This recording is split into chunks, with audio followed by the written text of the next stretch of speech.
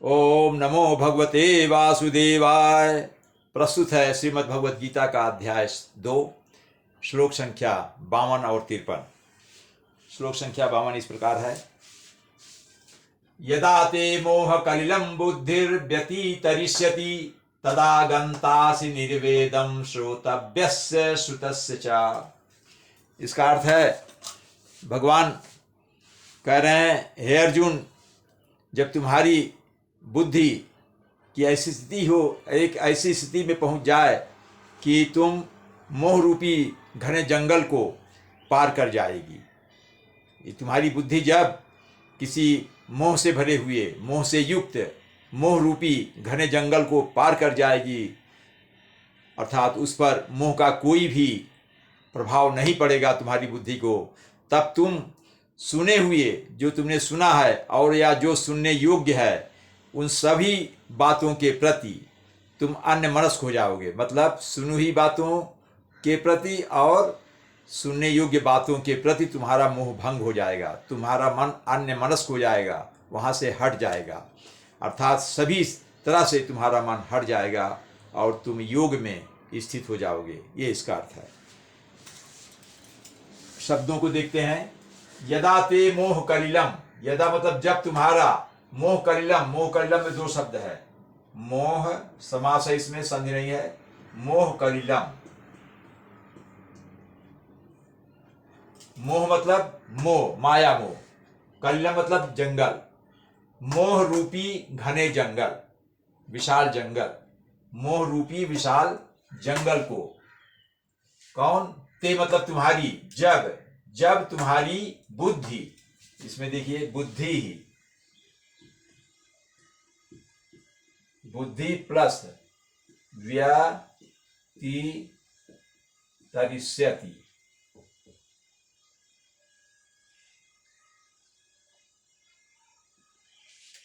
ये जो रहा है इसी का विसर्ग हो जाएगा। बुद्धि ही, बुद्धि प्लस व्यतितरिष्यति, बुद्धि।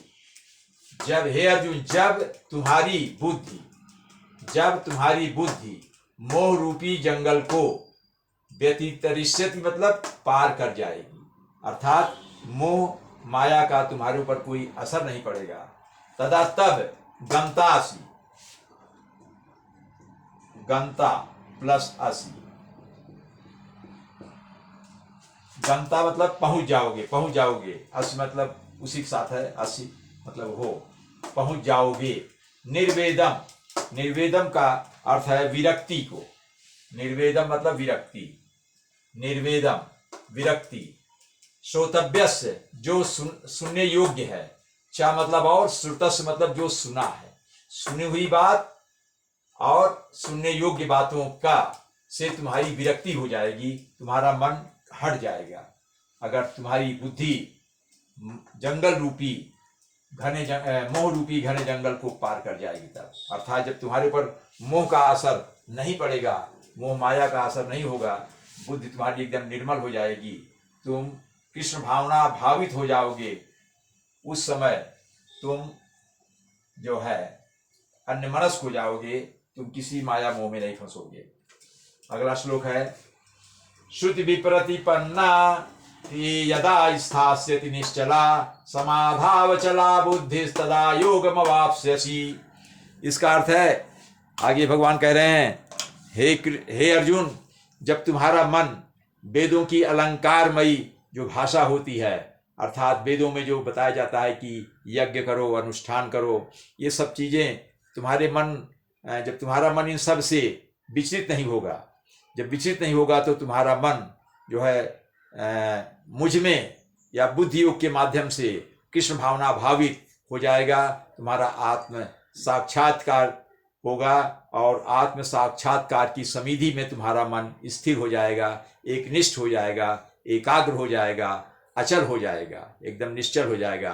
तब उस स्थिति में तुम्हें दिव्य चेतना प्राप्त होगी, अर्थात तुम्हारा जब आत्म साक्षात्कार होगा परमात्मा से तो तुम्हें दिव्य चेतना मिलेगी और तुम एकदम परम धाम को पहुंच जाओगे। तुम्हें सांसारिक मोह माया से कोई लगाव नहीं होगा, ये भौतिक सुख का आवरण तुम्हारे मन से एकदम हट जाएगा।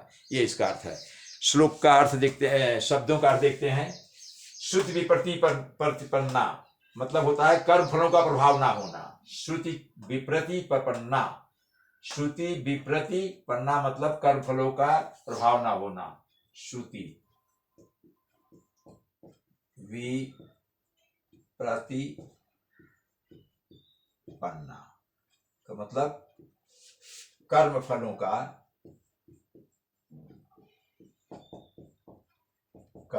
प्रभाव ना होना।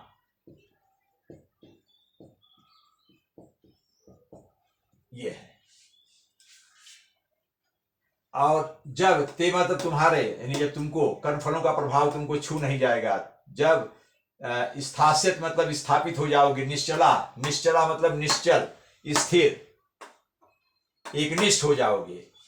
चल मतलब चलायमान, इस मतलब है चंचल, और निश्चल हो गया तो उसका विलोम हो गया। निश्चला मतलब होता है, निश्चला में शब्द विच्छेद भी कर सकते हैं, नि प्लस चला, नि प्लस चला, नि मतलब नहीं, मतलब विरोध में है, उसका विपरीत अर्थ में। चला मतलब चलायमान, चंचल, चंचल, नि मतलब उल्टा हो गया तो स्थिर, एकनिष्ठ हो जाएगा जब तुम एकनिष्ठ हो जाओगे। समाधव अचला, समाधव में दो शब्द हैं, समाधव, समाधव, समाधव प्लस अचला। अचला मतलब वही अभी जो बताया हमने, निश्चल का अर्थ वही, वही अचल का मतलब नहीं, विपरीत अर्थ में। चलायमान मतलब चंचल, अचल मतलब चंचल ना होना, यानी स्थिर हो जाना, एकनिष्ठ हो जाना, एकाग्र हो जाना।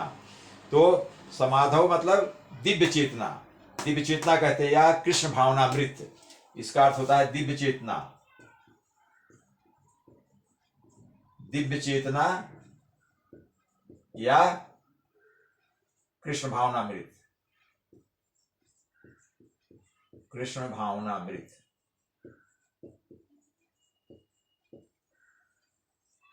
कृष्ण भावनामृत।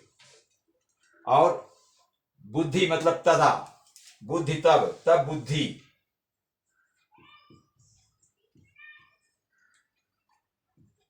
बुद्धि प्लस तदा, तदा उस समय बुद्धि, तुम्हारी बुद्धि, योगम अवाप्स्यसि, योगम अवाप्स्यस का मतलब है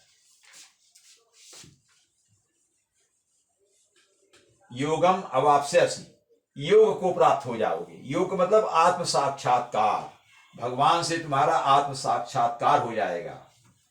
योगम अवाप्स्यसि, इस शब्द का संविच्छेद, योगम प्लस अवाप्स्यसि। योग मतलब आत्म साक्षात्कार की मुद्रा में पहुंच जाओगे तुम, अवाप्स्य तथा प्राप्त होगे। ये रहा इसका अर्थ। ओम नमो भगवते वासुदेवाय।